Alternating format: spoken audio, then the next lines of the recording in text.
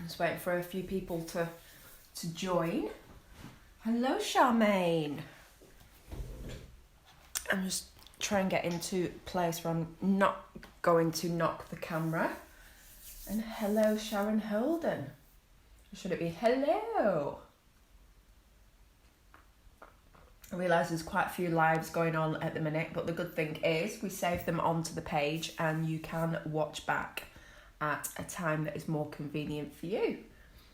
So just wait for a few more people to join us.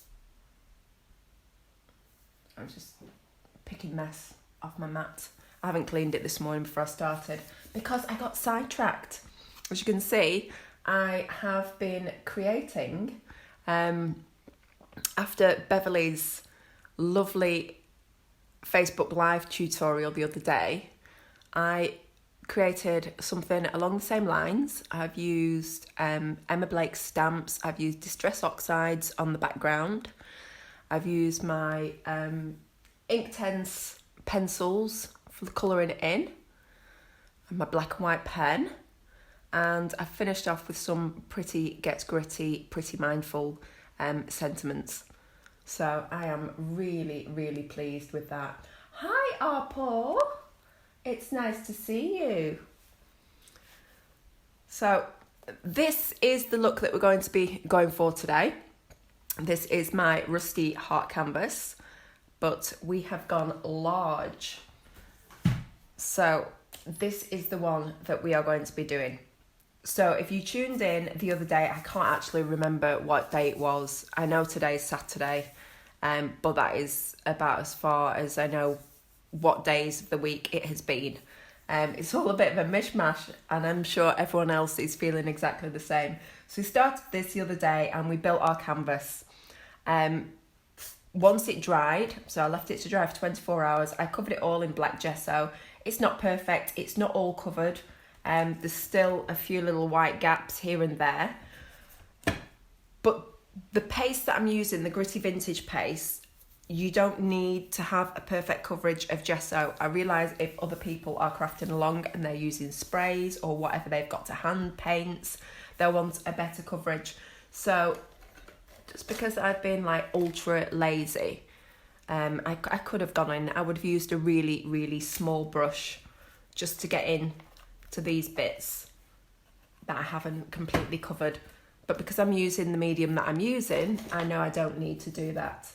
So, hi Tracy. I'm just going to have a little slurp of my brew before we start. So these are what we're going to be using today. So these are the Gritty Vintage paste. They come in a massive, big, lovely pot. So just take all my lids off. We've got hickory. We have russet. Oh, let's try and pick that out of the way. Tiger. I'm determined to put all the lids back on the right ones when I've finished. That one is honey. We have olive. And my absolute favourite, teal. I adore that colour. And to finish off, we'll be using one of the Pretty Whipped mousses in Gilded. But it does need to be completely dry to finish off, so we will try and get there if we can. So I've just noticed, has it gone a little bit blurry? There we go, we're back. I'm using quite a big brush for this because it is a big area that I'm wanting to cover. So what I'm going to do is go in with my brush, load it up with the hickory, and start to stipple the area away from my composition. So it is quite quick drying. It doesn't matter if you get some onto the composition because no doubt it will be covered.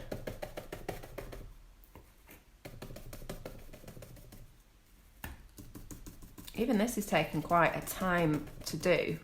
So it might be that I just do this half on the live and then we can get into the middle, because I don't want to take up too much of your time.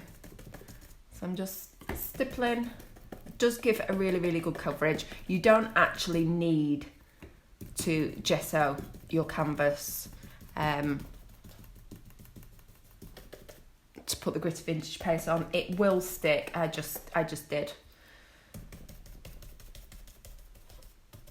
So let's get it into all those areas. You see, it's very quick to apply. I'm going to give a short blast off with the heat gun before I go on with my next colour. Excuse my froggy throat. Hi Mo. So I realise this does look quite sludgy and dark, but once we start to apply the other colours, it will provide an excellent base, and it will really help towards that rust effect. So just a really, really quick blast off. Just realised I've not shared this to the places that I normally share. I think the girls have probably done that for me. And I haven't been able to share it onto Crafty's timeline. So if somebody, Sharon or Naomi, if you could share that onto Crafty Lynette Jasper's timeline, I'd be very grateful. So there's just a little bit of wetness where I've applied it very generously, because of course we do want all that texture and the peaks in the troughs. So I just pick that up so you can see the texture that we're starting to build already. So just notice that there's not enough quite there. So let's just get that brush in and give it a good scruffle, as I like to call it. Right, so we've done with the hickory. Now we want to introduce a new colour. So the brushes that I'm using are brushes that I've not cleaned properly and they've been left, but they are perfect for this. When I'm working on a smaller project, I use these brushes. You can see they are well past their sell-by date, but they are perfect for projects like this. So I want to pick up some of the russet. I just want to, because my brush is quite crunchy, it's not picking up as much. And we want to go, not fully, but we want a decent-ish coverage. So we're adding in the tones over the top of the base. As always I say, start with your darkest colour and work out with your lighter colour with these sorts of projects. Usually I say you always start with your lighter colour and then go on with your darker colours. But for this, it is the other way around. So as you can hear, this brush is really, really hard. So I'm just going to give a bit more of a...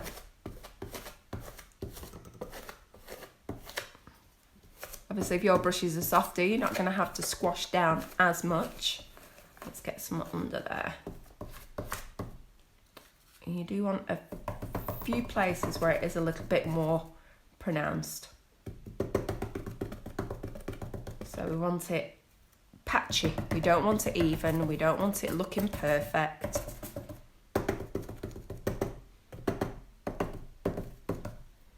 So please feel free to ask any questions. I will look up every now and then and make sure that there's no questions being asked. And if I miss anything, I will go back onto the live later and try and answer you. So we're just going to dry this off slightly. We do want to get a bit more of a mix of the colours now as we are going on with it. So we don't want it too dry, but also we don't want to disturb too much of the colour. So again, I'll lift it and show all this lovely rough texture that we are getting. So now we've done the russet, we're going to go on with the tiger. So again, I'm pretty much done with brush. I'm just trying to load some on there. And again, we want to go less and more concentrated in patches. So just stipple in areas. You can see that is now starting to look like, I think the word is oxidized. So we're not taking this all over. We are just going in random places. We've still got our base of dark brown showing through. Let's hope that's in shot. And I hope my head's not interfering too much. I am trying to keep it out of the way. Let's get some in these little areas here.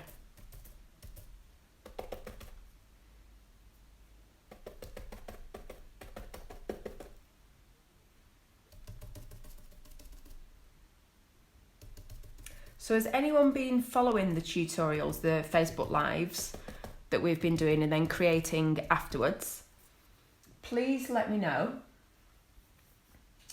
Let's have a look. Lucy, I think I'd be too scared to do this part in case I ruin it. Would love to give mixed meat. Lucy, you really, really need to. As you can see, I'm not doing anything magically technical. I am just stippling with a brush.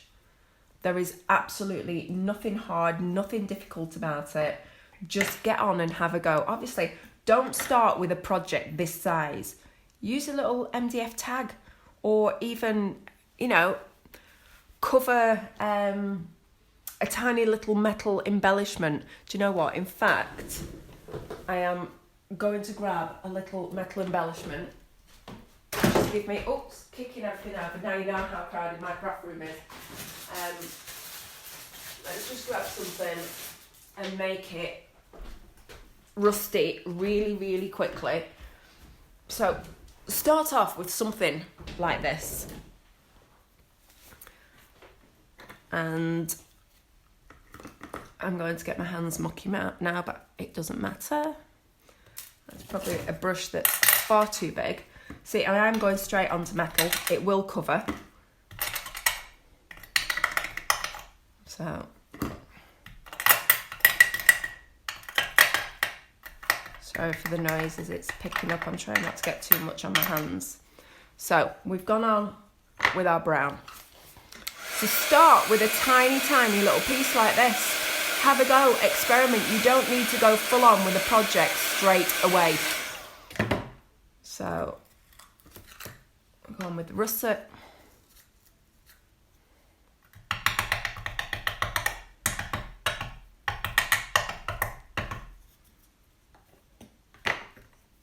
The tiger.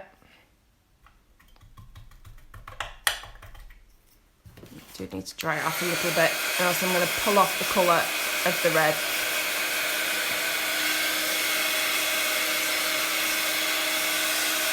Hi Mandy. Lucy, honestly, it's not me making it look easy. It really is this simple.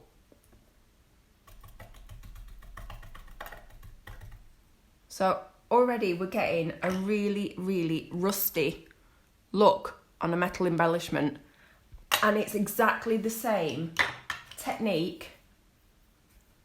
Let's get some of the yellow. It's exactly the same technique that you would apply to a canvas. And then if you think that you've applied too much of one colour, go over the top with another. It really is simple.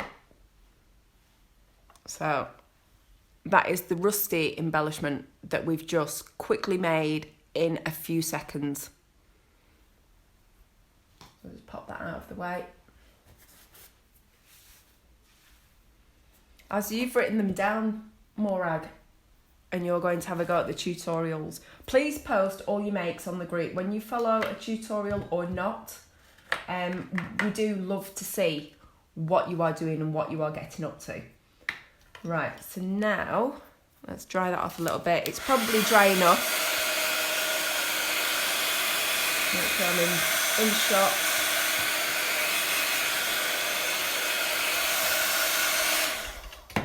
It really does dry quickly. So now I'm going on with the honey.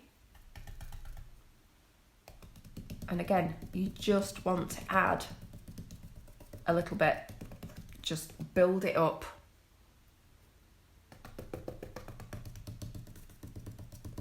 And you're going less and less each time.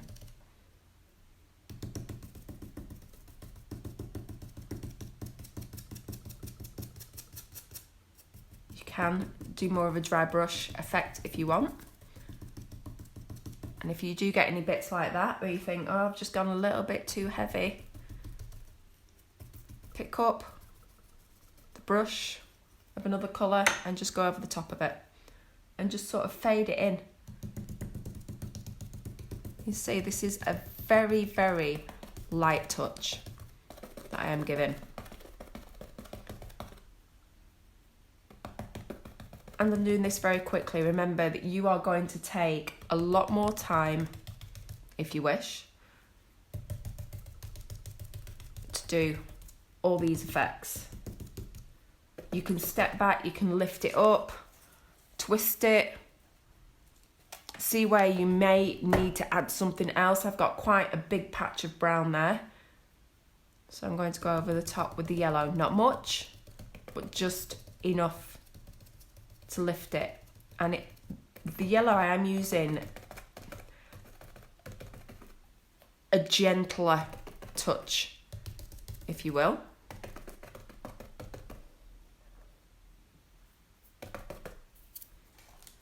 So I'll lift that up. That is as much of the honey that I will be adding. Now, does everybody think that that is looking rusty? So I'm just trying to read comments at the same time. Right, so we're done with the base colours now. So that was our hickory, russet, tiger and honey in that order. Each one you apply less of. So now we're going to do this middle part here. Sorry, I had a little burp coming up. Right, I'm going to use the teal. And I'm going to go all over. So I'm going to get quite a lot on my brush. And I'm going straight on. I'm going to get it in as many places as possible. And again, do you know, I think I'm just going to go up to this part. Because I don't know if you want to watch for all that length of time of what I'm doing. If you want me to carry on, please say so. But I just don't want to bore you. So get your brush in. It doesn't matter if it's going to leak out onto the canvas. Mixed media is not about being perfect.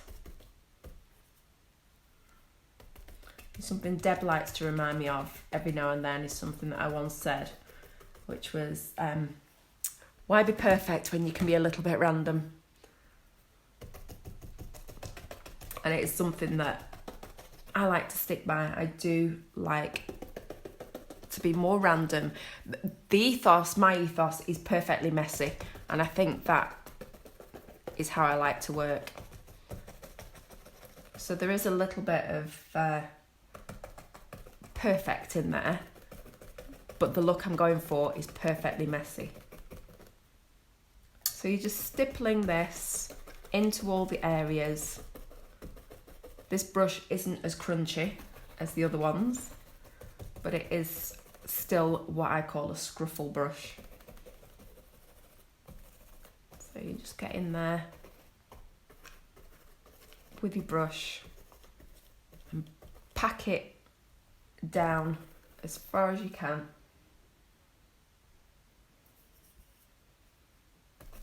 I'm just reading comments there. Should be crafting and not reading. Oh, thank you for saying you could watch all day.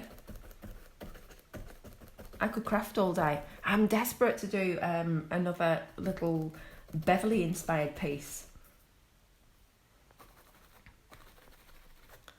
So I've just got a little bit. So usually at this stage I'm picking it up and I'm getting in there. So I will try and do what I normally do and handle the canvas how I'd normally handle it. It's just I don't want to take it out of shot for you guys.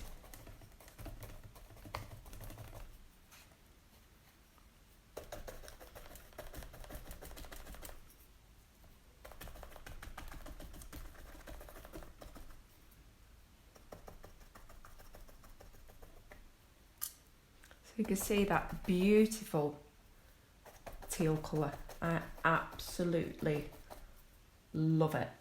Let's get some more on here. And the texture is just fabulous. So I'll just lift it up so you can have a look at the texture while it's wet. You can see against the lovely grainy surface of where it is dry. You can also customise these colours as well. Really, really easy. So I would either mix them, if I wanted it a bit lighter, I'd mix it with sand texture paste or even white gesso. The white gesso will make the grit element, what's the word that I'm looking for? It will be less gritty, it will be more fluid, but you will be able to lighten your colours. But it is really, really easy to do. Just take the amount of colour you want, add in your extra white, and give it all a good mix. So I'm just drying this off a little bit. So the next colour I'm going on with, I don't want to pull out the beautiful teal colour that I've already put down.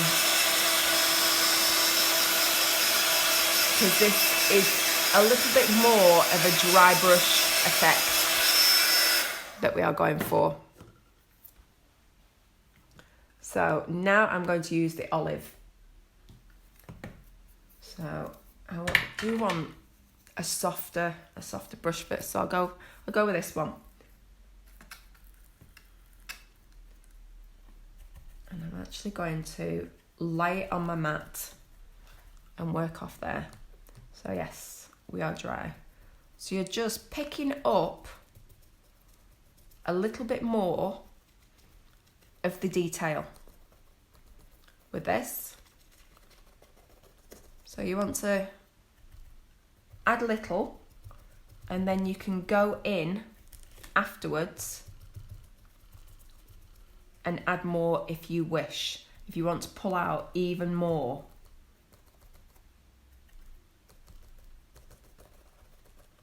Of that detail. So you can also scrub it across.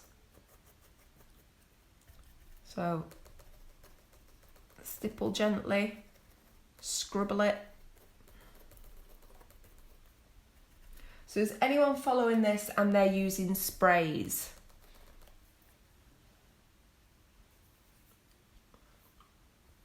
Hi Emma. Charmaine, I know you were following the tutorial. What is it that you're colouring yours with?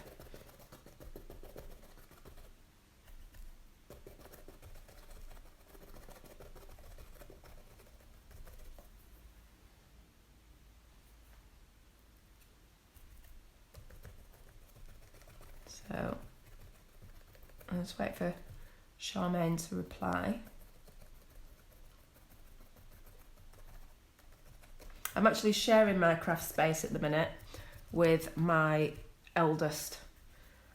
He's got all his PC and everything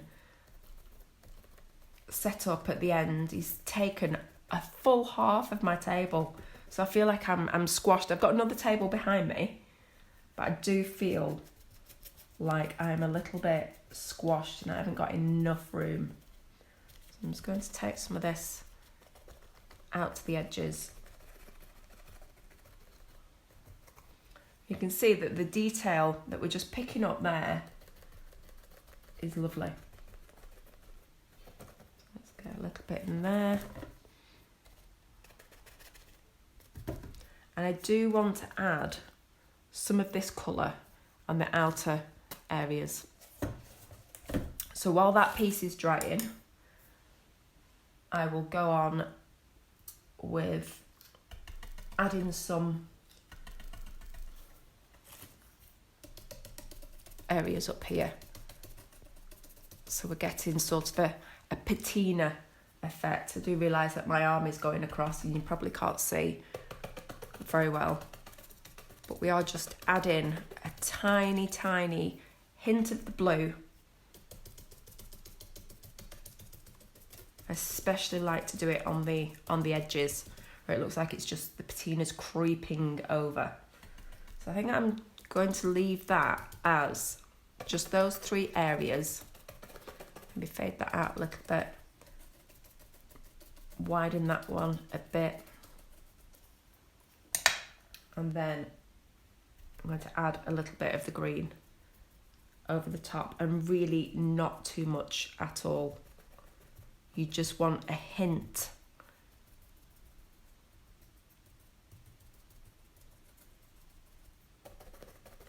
I put a little bit of the green over the yellow areas. You see, this is why my brushes get so scruffled.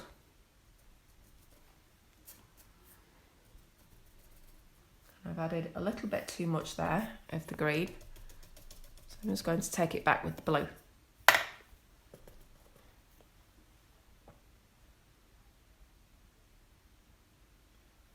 The pastes are the Pretty Gets Gritty Vintage pastes, Emma, and they are so easy to use. You can put them through stencils.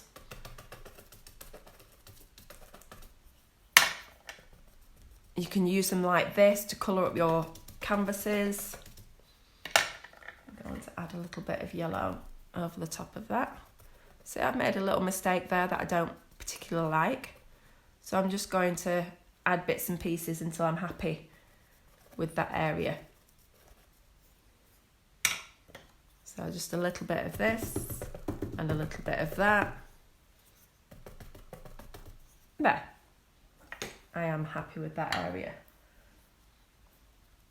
So now our key is dry, we can add a little bit of patina over this.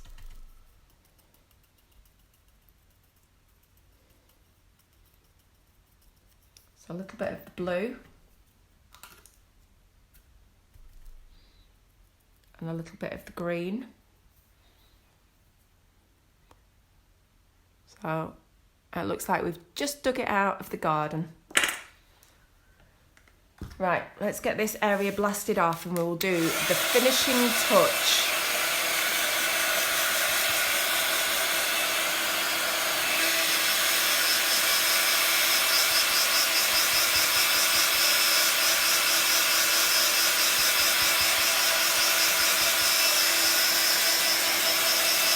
Charmaine, as I said before, it doesn't matter. I could have started with a white base and done exactly the same with the Gritty Vintage paste, but I just had black to hand. Now if I'm doing sprays or other colours, paints, sprays, I've even coloured canvases with distress inks. It can be done. Just put your distress ink down onto the mat. I'm not going to do it because this is really messy. Down onto the mat, spritz some water onto it, and then pick it up with your paintbrush. You can colour a canvas in many, many different ways. So the finishing touch is I'm going to use the Pretty Whipped Mousse. And I'm just going to find a brush that I like, because as always, all my brushes are, I don't want to use that, it's my white gesso brush. We'll use this one. All my brushes are in the sink because they need cleaning, because I would rather find anything else to do than clean my brushes, and that's why I end up with so many dirty, unusable brushes. Right, so we're just laying down the colour onto the paintbrush, and very, very gently, let's lift it up, touching the edges of our piece, just to get a little bit of metallic. Oh look, you can see it going. Isn't it pretty? I'll show you on the black. I'm going to cover that up after so it doesn't matter. Isn't it lovely? I do love these mousses. So add as much or as little. You can use waxes, anything metallic that you have that you can do this with. Paint, wax, whatever you wish.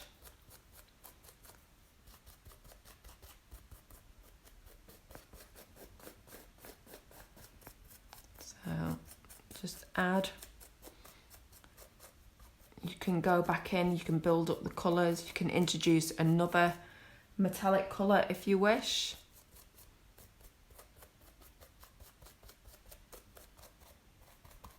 Let's get a little bit more down into those areas, so you can see them a little bit more. So I'll just stipple it a bit. So that is pretty much how you make a rusty canvas. I will carry on off camera. I will finish this off and I will post it onto the group. I hope you have enjoyed watching my live today. I will be back next week. Tracy has got a challenge for me, so I'll find out what that challenge is at the same point as everybody else does next week. So please wish me luck. I am very scared about it. Have a lovely rest of your day. Have a lovely weekend. Get out into your gardens and enjoy the sunshine tomorrow. It is meant to be stunning. So I'll be getting lots of washing done and drying, hopefully. Right, thanks guys. Bye.